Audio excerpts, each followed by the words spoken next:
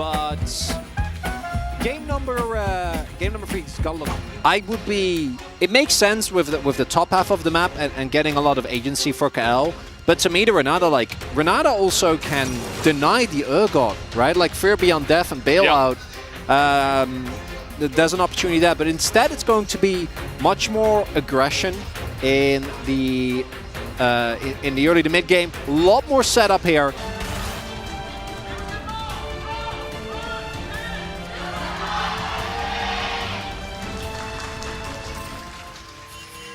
Had a little giggle there during the intro because Chronicler and I looked at each other and we were like, "Oh my God, Live Sandbox are gonna win."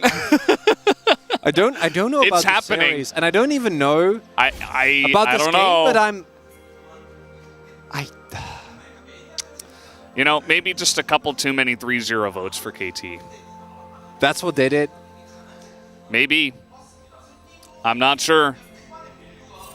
And from here, I mean, what can you say? Like I said, right at the top of Game 3, Live Sandbox, they're still a pro team. They're still a fantastic team, and you cannot underestimate them at any given moment. And it's best of 5s, like of experience, thereby delaying the crucial level 6 spike for Vi. Looking really good here early on. Yes, definitely important to add that in as, here we do have Kyle going forward, forcing the cleanse here. A lot of damage already on Champion as the levels come along. As going in now is Cuz right on top of Willer, has the level advantage. The denting blow's not going to help too much, but Cuz has gone pretty deep. Of course, he does have this leash because of the way mid lane is going, and of course the jungle Look at the crab matchup because of it as well. I don't know why the call was made to try and duel when your Vi is very far behind and sitting on a Kindle gem. Okay, no flash here for MB as okay. That is going to be a block here for Kyle, who has to flash, but Danny will go first blood, given on over. The recall, though, is there, but the damage is not enough. Aiming with a shield. Just barely able to survive. Willer's like, please give me the kill, but that is not going to happen. Aiming will survive. Talking about games where Kassadin is in like that, it's not a good sign. KT. Much more akin to game number 1 here, as KIIN is really good wave clear available by hands. Yeah, I mean, maybe they get the crash, but Willer will pick up the majority of the gold if they even get it, as meanwhile down on the bottom side, Aiming just going to opt out of this fight. Drake 2 going to be taken here. X-Tech now going to be gone as well. Kyle is here, finally has hit level 6, joining Lahens, as Lise does miss. Double knock up here onto the bottom lane of Live Sandbox.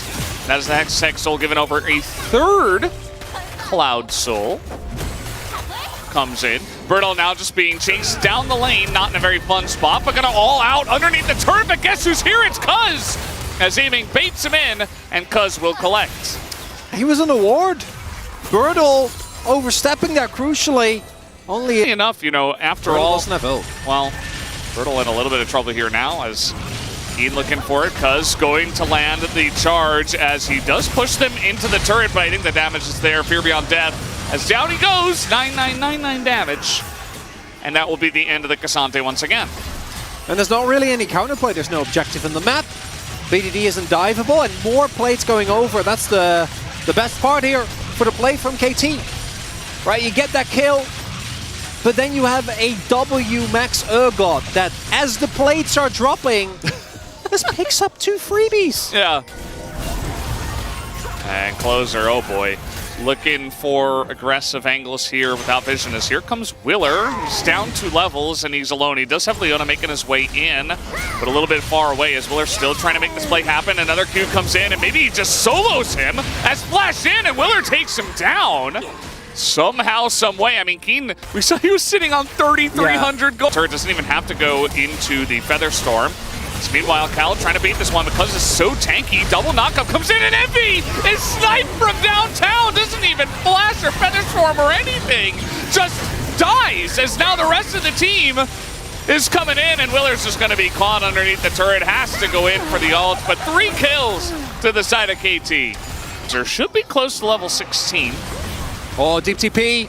Yeah, this is what I was talking about. They have so many wards deep behind enemy lines as a lot of damage is going into Cuz, but it's Aftershock Sejuani. They try to turn up on the top side. Closer is in a really rough spot, but at least the Urgot ultimate does sail wide through. the stopwatch. Now Willer is like miles behind enemy lines. Just gonna have to walk through a turret here, it looks like, as Cuz has his eyes on him. And Willer is not long for this world, as they will give this kill over to aiming. Eventually. Down he goes. And an attempt to try and pick up a mid lane turret as a repercussion. Not gonna work. Trying to make sure I'm in the right place. You are. Okay, just making sure. Live Sandbox is going to take down the Constellation Cloud Drake. They will deny Cloud Soul with this at least, but KT will be taking the Baron. As Lehens is split pushing here. He's got aiming nearby. It's just Lance. It's fine. He's okay. As Willer? Okay, we're going pretty deep for this one. Maybe they didn't know that BDD was there, so that's going to be the end of Willer. As Bertel, nice third man knockup, but we are going real deep behind enemy lines here as KIIN is going to be pulled back, and that's going to be the end of it. Closer, the only one left alive, as he might just be able to get back into the base. Bertel dragged the KIIN with, he had the fear beyond death active. They got feared. Envy actually couldn't do anything there. Yep. Don't yep me! I wasn't going to say anything, but you know, oh, what a disaster. It did happen. It did happen. Level 16. Yeah, closer. Okay, we did it. Pog. Well, it's early on. Wait, they can't actually. They can't end. Is the game actually he's on 2 items? No, I don't think that's true. I think they just end here. Mid lane shoving in. They still Baron buff for 25 seconds. They should be completely fine, and your closer can't even get in. Yeah. Does not have an angle of the cages make things really difficult as well. Even, you know, with the blink, it doesn't really matter. It's just an annoying thing that you have to get through as Bertel is in the cage. Dodges a lot of stuff, so he will be okay. But yeah, they're holding on by, like, the fingernail of their pinky right now, as we do have the push coming in down through the bottom lane. KT not going to waste any time, not going to wait for another Baron in 3 minutes. They say, no, we can just push this one. We are far enough ahead. And you know, we've actually seen that backfire sometimes. Yeah, as long as they don't all die here, things are fine, okay? There's no reason to worry. Envy is in the cage. The Solar Flare does come in. Tanks up a lot with that. Their Storm. Yeah, but that's not the biggest cooldown goal. They don't have a wave anymore. They're just sitting here in the enemy base. Yeah, it doesn't matter. Like, BDD can back by and TP back in, and without Featherstorm, I don't think they can win these fights. Closer, I think he attacked because I'm not 100% sure, though. I don't have real evidence of that actually happening. And they go, KT! Yeah, okay, nice little knock up here. Bertel gonna push them back, but the Sedge ultimate is way too big as Envy is getting a bunch of autos down, but the wallets are just a bit too heavy as the wave does come in from the bottom side. And KT will go on to match point in this best of 5 as down will go the Nexus, and KT will take the lead 2-1. And after a crazy game 2, it's back to business. Back to KT being the expected